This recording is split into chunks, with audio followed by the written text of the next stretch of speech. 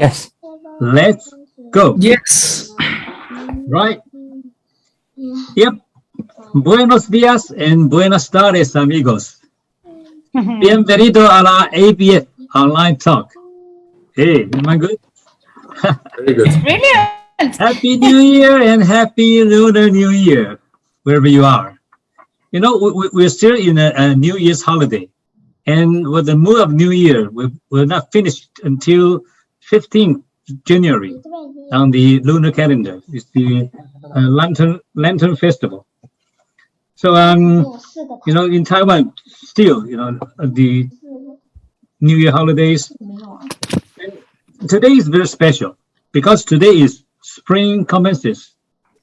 And spring commences is the first solar term after the Lunar New Year, which marks the end of winter and the beginning of spring. So I hope, you know, you smell, you feel, you touch spring in your places. So many good signs show that we have a very special talk and special talks from today. Yes, ABF is working with WBC in February. But what is WBC? Our honorable speaker, Vanessa Palacios from Extremadura, Spain, will tell us. She will also tell us about FIO. You know, that's why I speak a little Spanish in the beginning. Hope I make it right. Vanessa Palacios is a well-known figure within European birding scenes.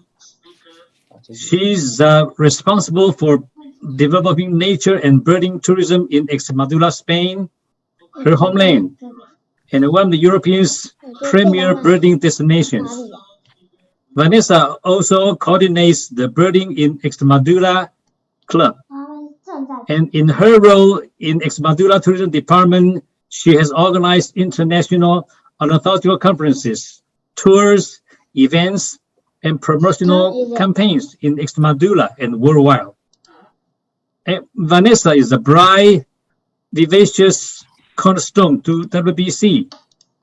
So, ladies and gentlemen, let's welcome the beauty of WBC, Señorita Vanessa Palacios. Thank you very much, Victor.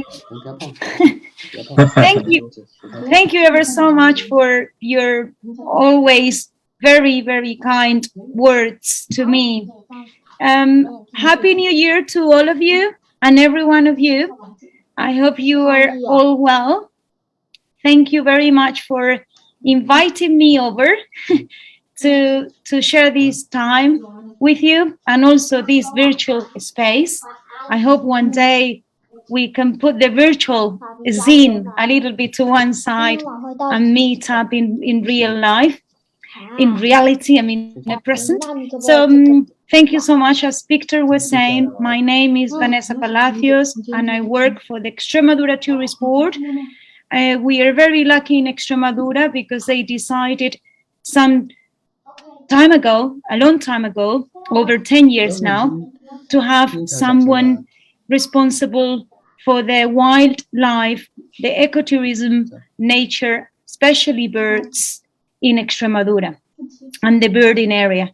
So I am part of that myself, and with FIO, our Extremadura Bird Fair, we are also members, part of the executive committee of the Birdfsairs Council, which is a great honor to be there and to work alongside with Victor, with Mike, with Andrew, with our friend also, Horacio from South America, and Herbert from the African Birding Expo.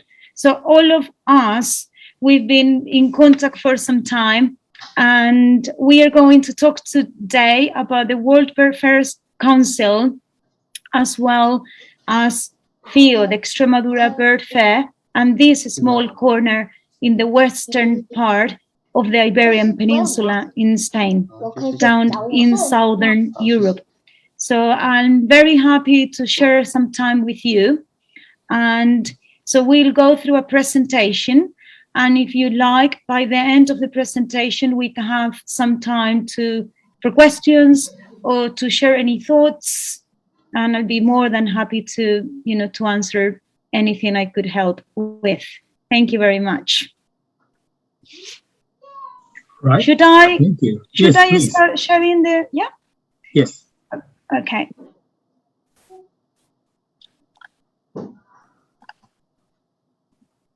Can you all say it well? Very well. Excellent. Yeah. Brilliant. So first of all, I would like to share with you a little bit of history about the World Birdfairs Council that was formally created and officially created a couple of years ago, right when the pandemic started. But I would like to thank Victor, Horacio, and Herbert, all their discussions and conversations, what they had previously about getting together and becoming a worldwide body. So the idea and the spirit was thought a long time ago, right and before these 2 years I'm mentioning, but everything took a little bit of shape in 2020 when we had our first meeting.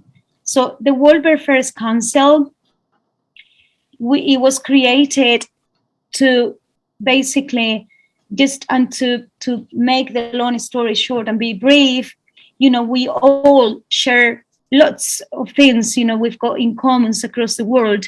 The reason why we as a body and as an organization wanting to become an organization for all of us as birding events throughout the world map, is because we do respect and we know millions of people are practicing bird watching these days, birding, plus also wildlife activities with different levels, depending on which side of the world we know the activity changes. So in Europe, I understand is different from probably you guys in Asia or people who are in North America or in South America or Africa. So we wanted to create a communication channel to become closer and to approach information to some other people who think very similar like us and who have things to share in common, but we need to establish bridges to get closer and to share our mission and our way of doing things, and also to improve and to analyze what we are doing. So the World Birdfairs Council, we thought that was a good way to start, create this entity, and where birding events across the world can take part of.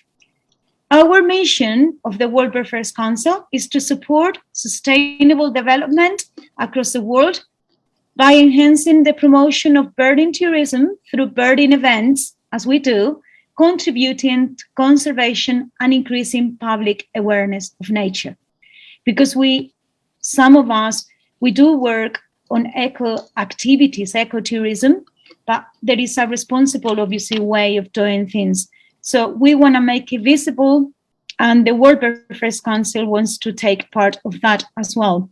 So the World Birdfairs Council, as we were saying, is a global body representing all those birding events across the world. One sec. The history of the World Birdfairs Council, as I was saying, is obviously a voluntary group. So now, at the moment, the founders, Asian Bird Fair, African Birding Expo, South American Bird Fair, also FIO, and in the beginning, the British Birdwatching Fair, it was obviously, we put our will to create this body. So the World Birdfairs Council, the first thing that is important to mention is to have transparent and to have a clear goal. So our goals are very clear because we do created a constitution, a piece of paper, a document where all our objectives, plus also our commitments and the way we work is all detailed. And I'll surf through it briefly so you'll understand. So the World Birdfairs Council obviously is a committed body, and the founders of the World Birdfairs Council were, as I was saying, Asian Birdfairs, South America, Africa, and Europe as continents of body through their birding events.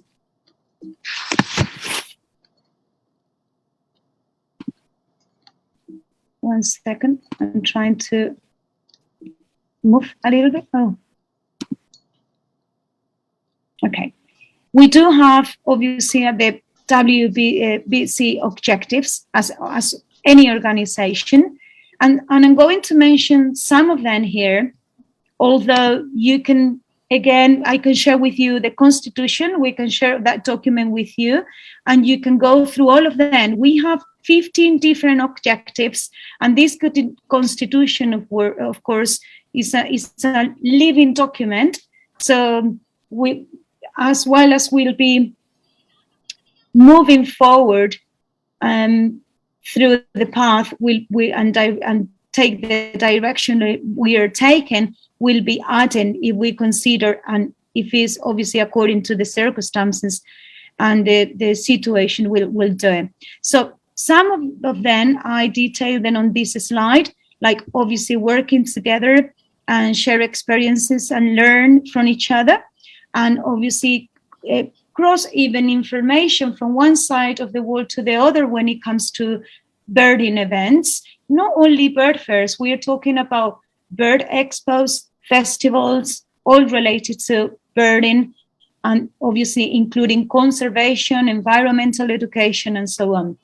So within our aims are also to encourage bird fairs, to promote and support bird conservation, as I was saying, international cooperation as well, and also conservation efforts. We need to also identify and connect with different local and international bird expos, festivals, and some other events. And of course, be committed to the real problems we have around the world as climate change or climate emergency, and also some other problems that might be or might mean also an impact on whatever we are doing. So we need to do all that in a sustainable way.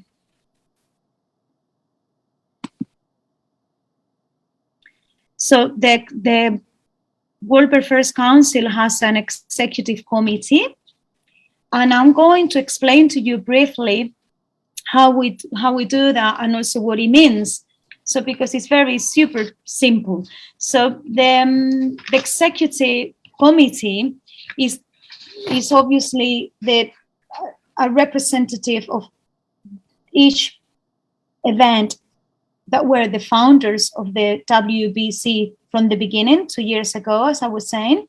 At the moment, executive committee is formed by our colleagues at the Asian Bird Fair, also African Birding Expo, South American Bird Fair, and FIO. That's the executive committee. And the executive committee is, at the moment, is the one leading, obviously, the World Birdfairs Council. In order to become part of the council, there are different types of membership. You can be regular members. We have honorary members and corporate members, which is interesting from, I detail it very briefly on this slide, but it's interesting to mention also and to make clear that the members are the events themselves. Obviously, each event has a representative, but the membership is the event itself. But every single birding event or festival, bird fair, expo has to name a representative to be in touch with the WBC. The regular members, as we all are at the moment, we are representatives of bird fairs or birding events, and we have the right to vote and be part also of the executive committee, because, as I said, is a living project, a living body And we have, our spirit is to work together and be a group with one voice and be well communicated and share experiences across the world. Within the World Birdfairs Council, there is also the possibility of inviting honorary members that will be by invitation or under the invitation of by the executive committee after discussion and so on, and also corporate members. And those corporate members, they have to be accepted by the executive committee. As I said, all these details are written down in our constitution. I don't know if you can see it now. So we can, this is on the website, but we can also send it to all those people who might be interested in having this information. I'll show you briefly. What you're seeing on your screens is the World Birdfairs Council website. So this website was created about 2 years ago after our first meeting in FIO in Spain, in Extremadura. Because when we were talking about all these, we wanted to have our first meeting and also discuss how and what was going to be the direction of the World Birdfairs Council. So at FIO in 2020, we had that meeting. We agreed to work together and to work on this constitution and establish some points from the scratch, and also discuss the spirit and how we like to do things and how we like to obviously pass and convey the message throughout the world and spread sustainability, responsibility, and also be committed to all those people who are putting so much effort and doing contributions on ecotourism and local communities through birding all around the world. So this website, you can see, is distributed by areas. And everyone can be part of the World Birdfairs Council, every birding event, as I was saying. And you'll see here what we do. This is a website. You can check it and you can read through it, and you will find there all our objectives, as I was saying, and also what we do. It's very simple to participate at the World Birdfairs Council. On the website, you'll have an area where you can apply. If you click the apply below, you just write your name and your emails, and we will be in touch with you when asking for some information regarding the birding event you're representing, as the name and a little brief description about the birding event, and we'll upload also that information on the website, the official website of the World Birdfairs Council. In order to get in touch with us, we also have obviously a general email, but in case, because the world is such a big place, but at the same time it's small, we also have this distribution by different locations. So this geographical distribution is just for an event, for instance, in Europe. I'll give you my sample. I'm in touch with the birding events in not only in Spain, also across Europe, in Austria, in United Kingdom, or Germany, France, Italy, Portugal, or some other locations. I'll send them the information about the World Birdfairs Council, so they are also informed in case they want to participate and become members. So, for instance, for someone in Asia, it's easier to contact Victor, Mike, or Andrew, in the same in Africa or South America. So, just to continue with my talk, if you have, as I said, I'm going to talk briefly about Extremadura and also FIO. If you have any questions, you're more than happy to please write it down, and we'll discuss all that when we finish it. When I finish the presentation. So FIO is the event and representing in Extremadura as a birding event member of the World Birdfsairs Council. We have been celebrating this event for 17 years, 17.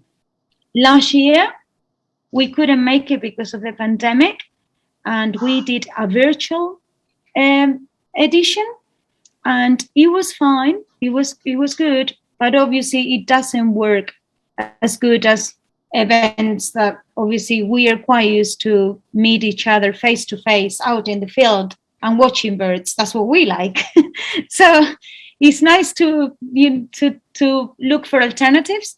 And this year for 2022, we are back to the field, back to the site. We celebrate FIO at Monfragüe National Park. Monfragüe National Park is our mecca for large raptors. I wouldn't say only in Extremadura or Spain.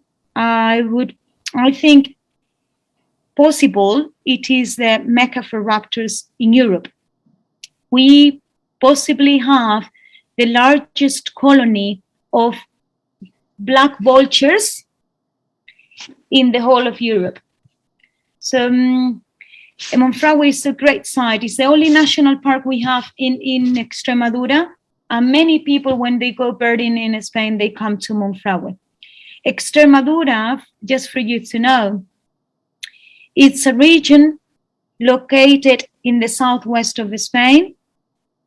It's quite big, 42,000 square kilometers, but we are only 1 million people.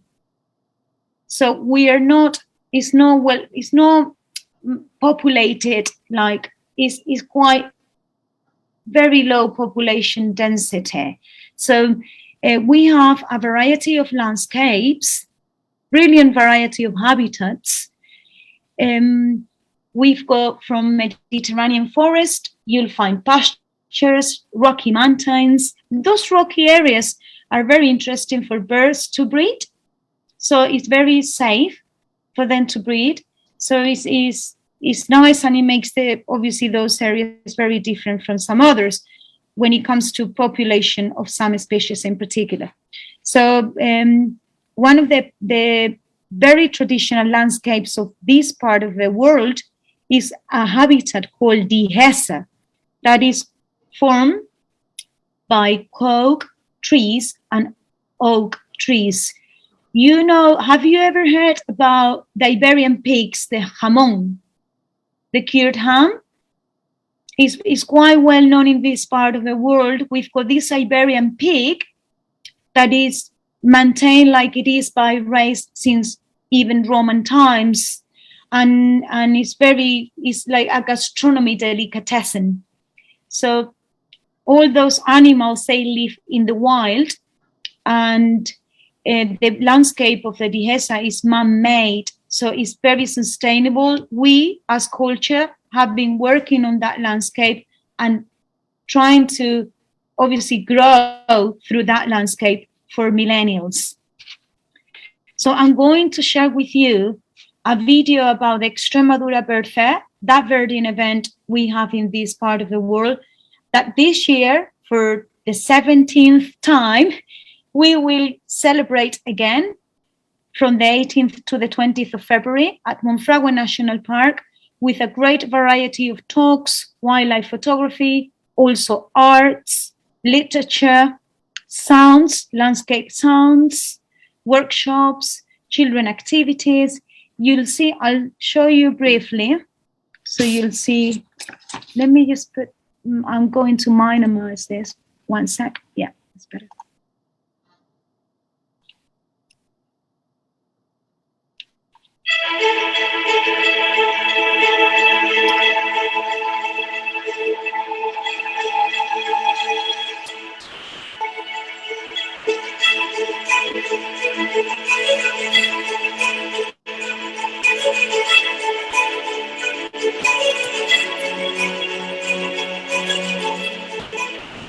La 15ª edición de FIO, la Feria Internacional de Turismo Ornitológico, la segunda más importante de Europa.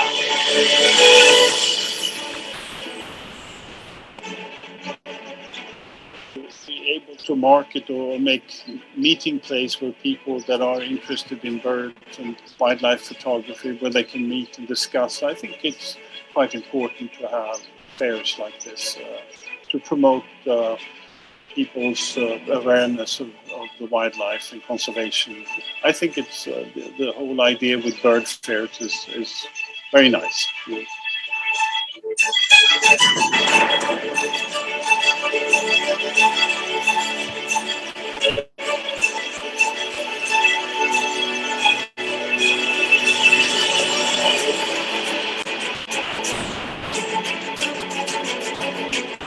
Este encuentro internacional de organizadores profesionales de feria, los más importantes del mundo, se han dado cita aquí con motivo del 15 aniversario.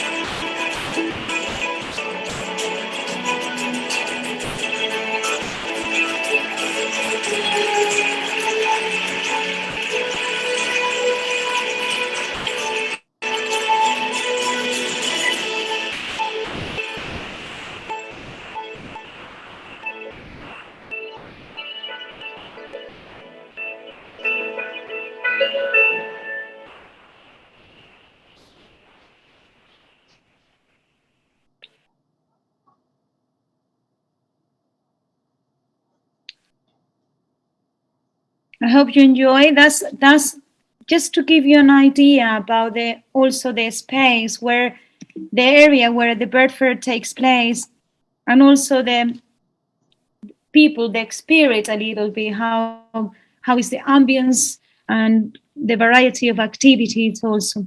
It's been growing up in the past years, and as you can imagine, the people who are into birding or wildlife, we all have obviously different interests, even though within the ecotourism or even the birding, and as I said, sector, we do like different things. So for us in Extremadura, we've been working on bird watching for a long time, for over, I would say, over 25 years. So the government has been nicely supporting all these events. So in Extremadura, apart from the Extremadura Bird Fair, we do some other festivals, local festivals, where local people are very involved, and it's very important they are part of all of this. And now, after all these 25 or 30 years of work on ecotourism and wildlife, birds especially, we have all these local companies, very specialized. They are real specialists in offering ecotourism activities related to birds. And with the birds, we've gone to some other areas. For instance, dragonflies. So we do have a very nice guide of dragonflies, wild orchids as well. And with the birding club, the club I coordinate, because our club gathers professional people who are working on these, like guiding, accommodation, and so on. So we also talk about our concerns and share our objectives when it comes to promotion for Extremadura, regional, national, or international wise. So what you see on your screens is Extremadura, the FIO Extremadura.es website. That's the Birdfair website. You can also visit it. All information is in English. And as I mentioned earlier, we did the Birdfair online last year. What we are doing this year also, we are incorporating the streaming and the online to the world in Monfragüe. So what we are going to do from the 18th to the 20th of February in Monfragüe National Park, it's going to be seen on the screens for those people who cannot make it and come, or they don't feel very safe maybe to come to the bird fair because they are still a little bit concerned about COVID, because that is very respectful. We are all different. So in order to attend all this diversity and everyone's thoughts, we wanted to incorporate the online streaming to what's going to happen there in the marquees. The event, it's on the outside. We can leave everything open and everyone is going to wear their masks and we'll be very careful. But at the moment, in this part of the world, things are changing. And I was sharing with Victor and Andrew a little bit earlier before we started the talk, that, for instance, in some countries in Europe, the restrictions are disappeared. So they have disappeared completely. So some people now can go to the UK with no restrictions, or Denmark, for instance. That doesn't happen in Spain, but maybe in the future, in a few months' time, it might happen. So you'll see here, we've got some information about exhibitors, the talks of activities, our photography contest that we do this year, and some information about some workshops more related to birding, and also identified. One second. One sec. Also, we do, this is very important as well. What we tried with FIO with this event is to help people to basically to have the information more accessible for all of us. So we do landscape sounds, as I was saying, and we do identification, for instance, and some workshops that are limited to a certain number of people, and all the activities are free of charge. We also work with the regional office that is in charge of accessibility and inclusion and diversity, to have some other groups of people involved and get an approach to nature. Next video we are going to watch is a short video about Extremadura, just to give you an idea about the place we're talking about. I hope you like it, and we'll finish with that. Espera, solo un segundo más. No te muevas, por favor. He soñado tantas veces con este momento. Vuelve a suceder. Sienten la emoción de la cercanía. La escena se repite a diario por rincones de toda Extremadura. Pocos lugares de Europa ofrecen tantas oportunidades para la observación de la naturaleza. Acceder a tal variedad de aves en un mismo lugar es ya algo poco habitual. Pero esta tierra reúne un cúmulo de circunstancias especiales, condiciones exclusivas de un lugar privilegiado. Una amplia extensión de territorio escasamente poblado, de pequeños pueblos y ciudades, y generosas áreas de cultivo. Un entorno rural que conserva gran variedad de paisajes, reclamos para la vida natural. En primavera, cuando la floración nos revela un nuevo despertar de la vida, se congregan las reproductoras, recién venidas de África.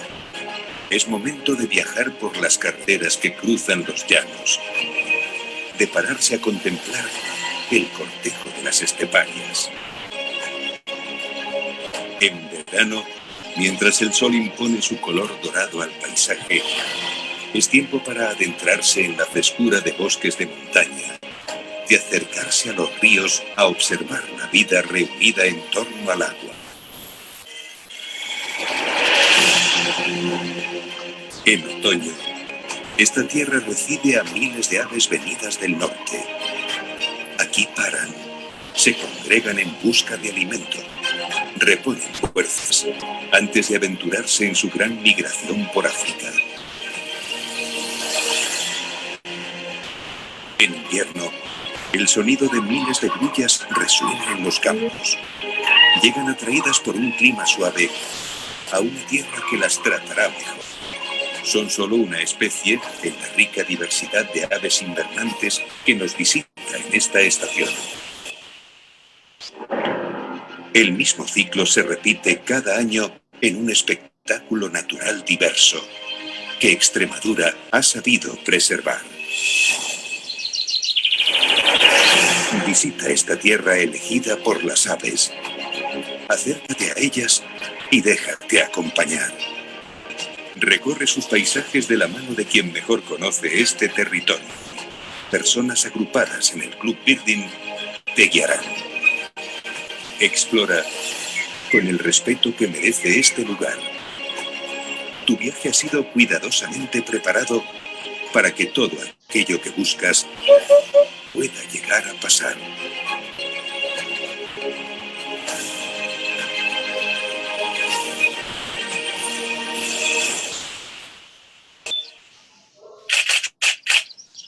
Volveremos a vernos.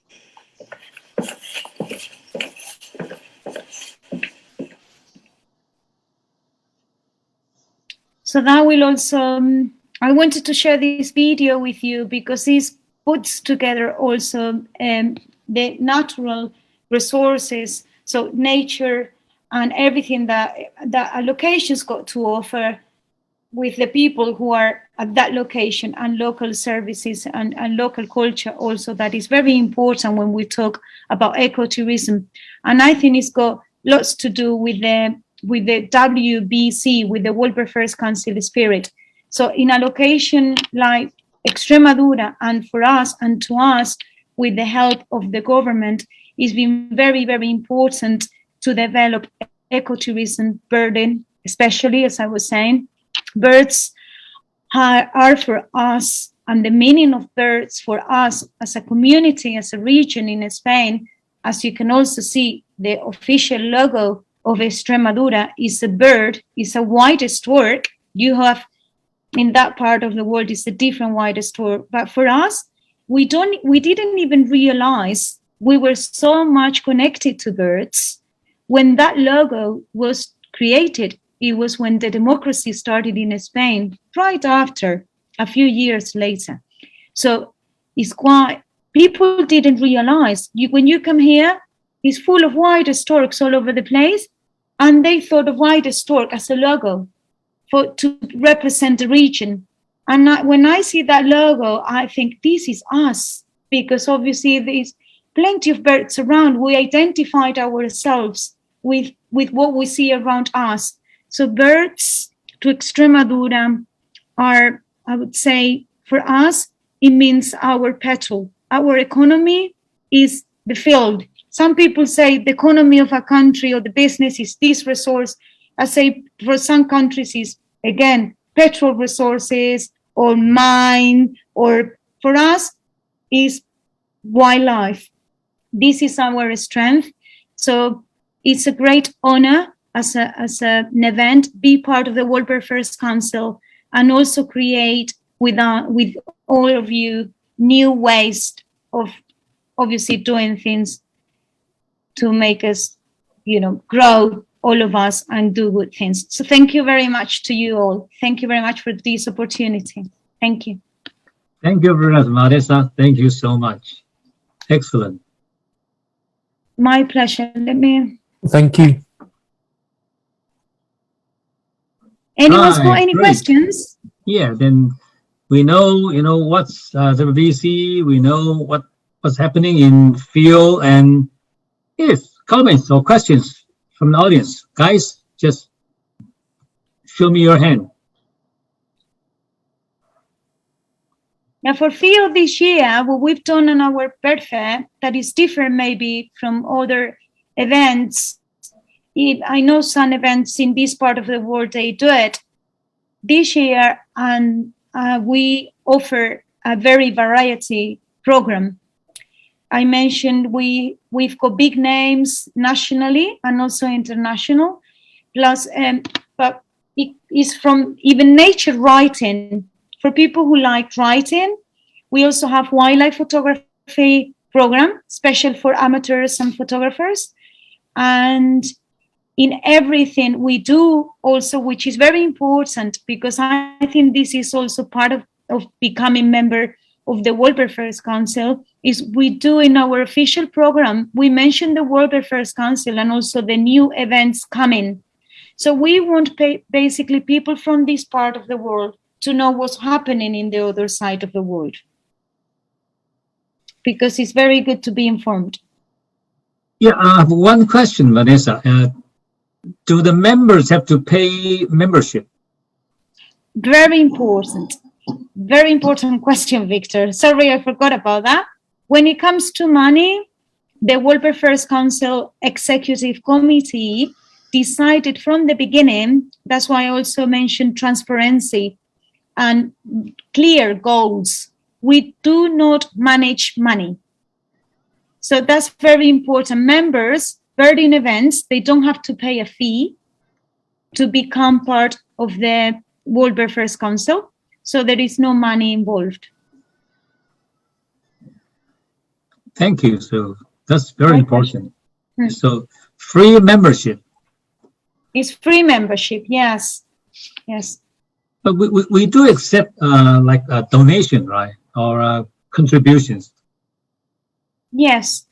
Yes, and maybe sometimes, you know, when you create these organizations, some people approach you to consult or to maybe to give a donation, as you're saying, or to be a part of the a project even. And it's important to share all that. Thank you. We've got some questions here. Yeah, Andrew. Yes, Andrew. Yes, I think Vanessa, thank you for sharing. Yeah. So can you maybe give us a status of what's happening in Spain in terms of travel? Spain opening up Extremadura as well. Can you maybe give us a little bit on that, please? Sure. Yes. In Spain at the moment is is open to tourism, and people coming into Spain, they need to have a vaccinated certificate with the details of the vaccine or a test, a PCR test, and there is no need to do any quarantines or anything. So it's all fine and smooth. And in fact, I shared something with you. I mean, for those who are coming by plane or driving, it's absolutely fine. It's no a big problem or much hassle to go through it. You've got to fill a form that says you've got to obviously sign saying, well, if you had COVID some months ago or whenever, and also if you're not feeling bad or ill, ill to travel, if you're not feeling any fever or high temperature, anything, so you've got to tick your boxes and come through. So there are no restrictions at the moment apart from that. It's open.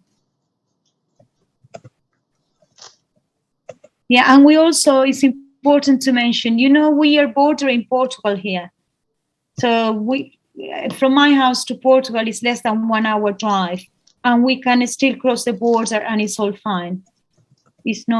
There are no restrictions. And to be honest with you, I think in the next few months, the restrictions are going to become they are going to vanish, basically. They will disappear. In Denmark, there are no restrictions. In the UK, there are no restrictions any longer.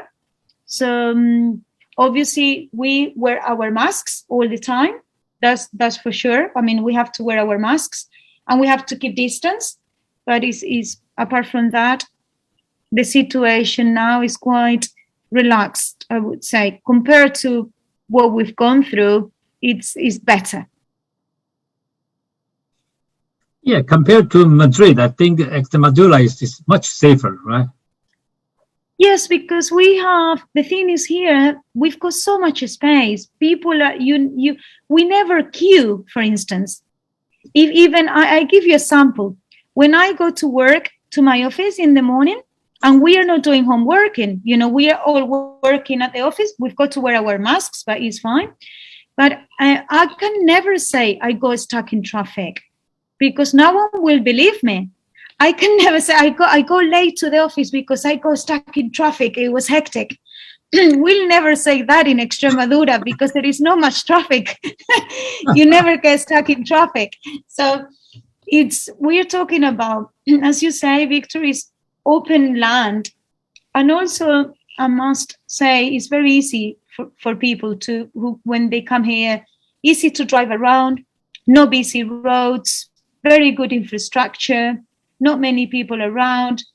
And the place is more of than, because we've got very nice temperature here, the windows are open or the doors, so you can see the fresh air coming through. And it's also very safe when it comes to that. That is one of the reasons why we decided to organize this event, because it's in the open. And we are not going to lock people inside a building or anything like that. And I think that will be risky even. I think we've got to be obviously cautious and responsible, and never forget that this event is funded financially by the government. So it's supported by the government entirely.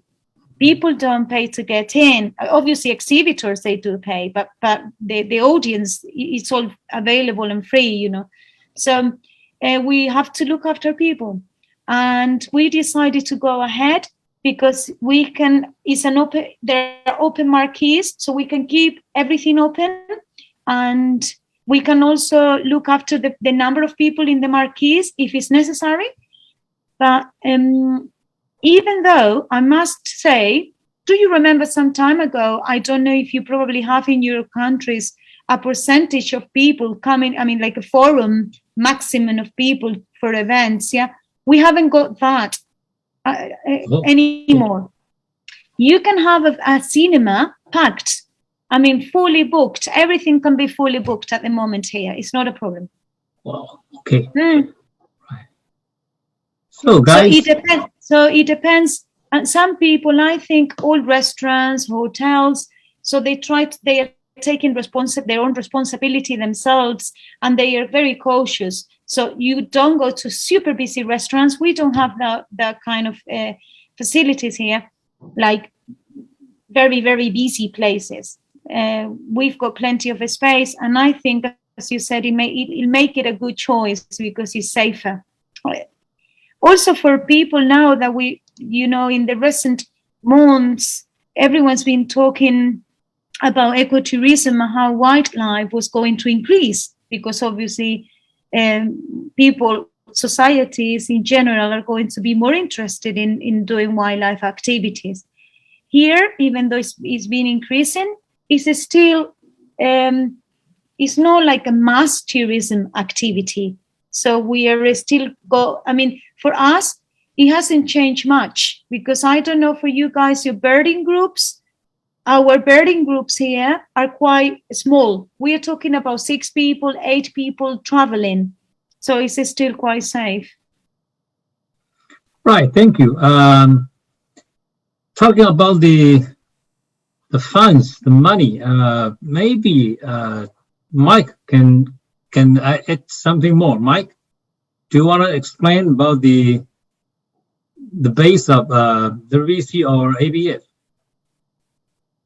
Can you hear me? Okay.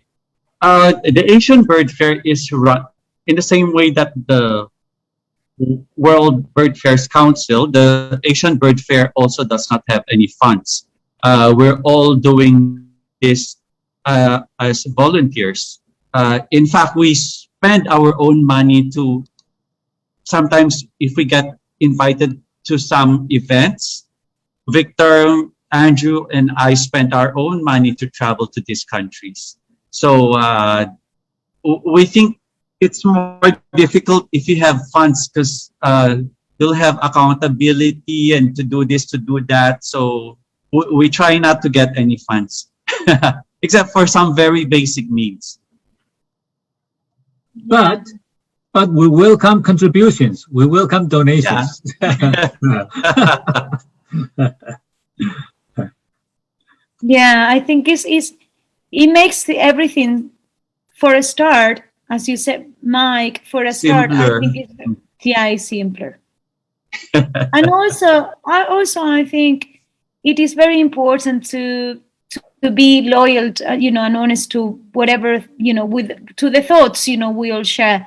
Because I think sometimes with funds, obviously, you've got to be very careful. It keeps things running, obviously, but it is good to have a base and establish from the start. And then we think about all those, as when people always talk about that money or that economy interest, and our spirit is working together and promoting each other, and also share our views. Yeah, so speaking of that, I must thank Vanessa for the contribution of our website, because it's sponsored by Extremadura government, our WBC website. Thank you so much for that. It's an honor, Victor, because I think we all have to, again, I think as a family, we have to contribute. And for the Extremadura, birding event, is very important to obviously accompany you on the way, all of us as part of the team. And in this case, for us as a birding event, we have the possibility to invest, to put some money on the website, and that was decided like that. So it's good, because we needed also to start from something where we can communicate with people. Yeah, but okay, the council has been established, but do we have any plan in the future? Now we're only talking, we meet online. Is there any plan for the WBC in the future? I think there are so many things to do, to be honest with you. I think we have the situation where in 2020 we had our first meeting in Spain, but right after that, the pandemic started. So if you think of it, it's very new. We, for instance, for us as executive committee, members, we've been talking about this for a long time. So it's quite, but for some people, I think many people maybe across the world don't even know, the Birdfairs Council, and they would like to join or be part of the the council. And I think we've got many things to do and also to share, because we're going to face new times, after this pandemic. And it's going to affect ecotourism. It's going to affect some other industries. It's going to affect conservation. It's going to affect local people, local communities, And I think from a social point of view, also economy, obviously, we need to be awake. And we need to be talking about these things. So I think the Birdfairs Council also needs to be, as we are, open to hear what others have to say and how we can grow together. Okay, before we go on for more questions, let's take a group photo now. Okay, someone was asking, let me just say here, someone was asking about, someone says, who's Thomas? Is Thomas around? Yeah, right. I'll say the question later. After we okay. I will do. I just don't want to miss any. Yes, okay. That's an interesting questions. Okay, guys. Andrew. Okay, Hiroko. Good to see you, Hiroko. Thank you. Kaison. Okay. Sanyon. Andrew, you're missing again. Good to see you, Rajendra. Sanyon. Want to show your face? Okay. Herbert. Herbert, don't leave, Herbert. Herbert, stop Herbert walking. is always busy. Herbert, stop walking. Yeah. Richard, I didn't see you earlier. Right. Sanyon, are you still with us? Okay, guys, look at the camera. Okay. Smile. 1, 2, 3. All right, thank you very much. That's our first group photo. Let's go back to our question for Vanessa. Cheers, Vanessa, everybody. do you want to read the question yourself? I can read the question, but someone was asking about the language of the talks or presentations and materials at the bird fair. On the Extremadura Bird Fair, we have, this is important to mention, simultaneous translation. You know, Spanish people, we are not very good at speaking English, guys. No, it's quite new to us. So some people do, of course, but the majority of the audience, because we want to get the message through older people, younger people, middle-aged people, whoever, we make sure there is simultaneous translators. So on the presentations, we work with, you know, headphones, and we've got some people translating from Spanish into English and English into Spanish. But the language we use is English or Spanish. Okay, then about your earring. Do you read the question? Which one? Thomas asked about your earring.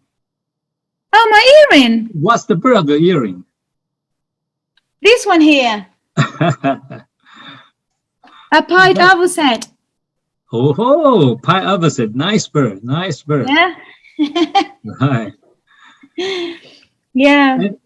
And he also I lost this one, so I've got this butterfly here because I haven't got the two of them. I thought you do it purposely, huh?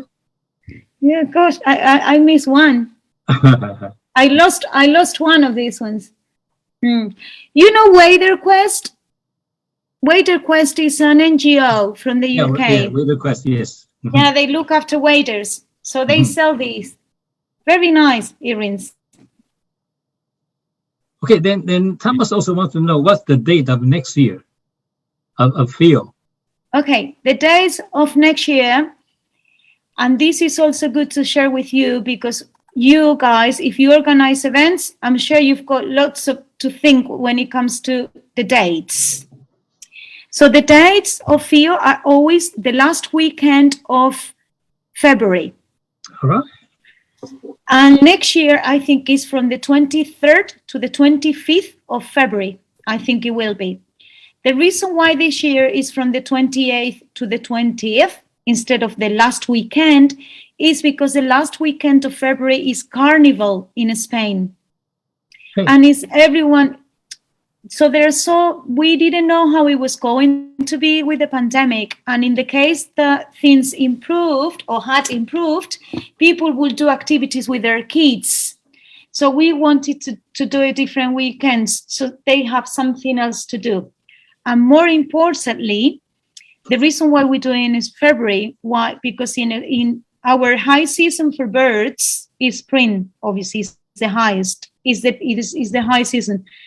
Spring is when we in Spain, as we have the 4 seasons, in Spain, we have in March, late February, even or mid-February, we start to welcome the migrating birds as well as residents. So if you do in March, from March onwards, many people come to this part of Spain to watch birds because you find the residents and the migrants, yeah? For us, as organizers, February is a super quiet month for local businesses in Extremadura. They don't have many bookings, it's very quiet. So we created the event just to hit and to open, to rock off, the season and to start right before March. So we can also help with the event. We help local community to have an income because in March they already have some bookings. And some people even say, when we discussed about this, some people, for instance, think of the birds. What about the birding? The birding is good anyway, seriously, because in our parts of the world, birds are all over the place. I mean, I'll drive to my parents, so I'll drive for lunch and I'll see birds. So we're watching birds. You don't need to go. I mean, obviously, you go to birding spots and hot spots that are brilliant to watch birds. But some people, for instance, I'll give you a species, I mentioned one, people were like, oh, maybe February is a little bit soon for black stork, for instance. And some black storks started to winter in Extremadura, because of all these global warming and how things are changing. My first greatest spotted cuckoo of this year, and greatest spotted cuckoo is a migrant that comes from Africa. Is if you think about it, about that bird in particular, you think of March, April. I saw my first one the 30th of December. Oh. 2021. So I was like, that's early. And someone reported one the 24th of December in 2021 in Extremadura. So it's about birds. Of course it is, and about birding, but it's also about how to help local people. Yeah, I second that. Last year will be the end weekend of February, and I'll keep you guys posted about the dates. Yeah, I second that. You just see birds everywhere in Extremadura. I remember when I was there in 2020. We search on the grassland, of course. Then we look into the sky. Then we see dozens of cranes flew by. And Martin said that this is the season of their migration, but we got them. They just flew by. Cranes. Common cranes, yeah. Common cranes. Yeah, common cranes. We have the largest wintering population of common cranes is in Extremadura. When you think of Europe as a geographical region, the last census of wintering common cranes was 130,000 common cranes. Jesus. So 130,000, they start arriving by mid-October, sometimes earlier. The census obviously is done in December, and also another one by mid-January. So there are two countings, and it's done by an NGO, a local NGO, and volunteers, and it's about 130,000 individuals. It's incredible. Wow. You see them migrate, you see them moving around, and it's nice because it's not only obviously the peak season, as we say, spring or even beginning of the summer, because we get very hot temperatures here in July or August. But apart from that period of time, is you always see birds, and obviously you still see birds in summer, but the hottest parts of the day, we all go to sleep siesta, including birds. All right, guys, let's go to Extremadura next year. I know it's a bit too late for this year, but next year, definitely we can go there, and maybe we can have another gathering of WBC members in Extremadura. Of course, it'll be a great pleasure. And at our event next year, also 2023, as we will probably be a little bit more away from the pandemic and things will be better, I'll invite you all over. If any of you would like to come and visit us, I'm also more than happy to provide and supply all information you need, plus also any facilities or anything at the Birdfairs side. Important also to say for us, if we have international exhibitors, we help a little bit with the costs, and that's also a possibility to reduce the cost coming from other countries.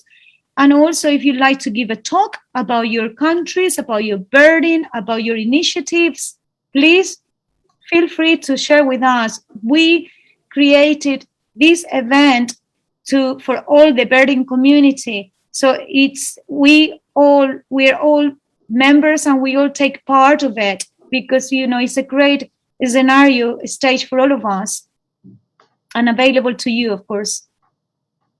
Thank you so much. So guys, just pay attention to the message on every page of our Birdfairs Council as well as Asian Bird Fair. We will, double posting those messages. So thank you again, Vanessa. My pleasure. Great presentation. We learned a lot from you. We know about WBC, we know about FIO, and we do look forward to seeing you in person in Extremadura. Thank you so much.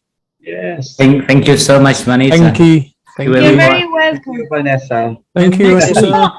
You've got a great bird on your background. That's right. Yeah. Excellent. Thank you next very week, much.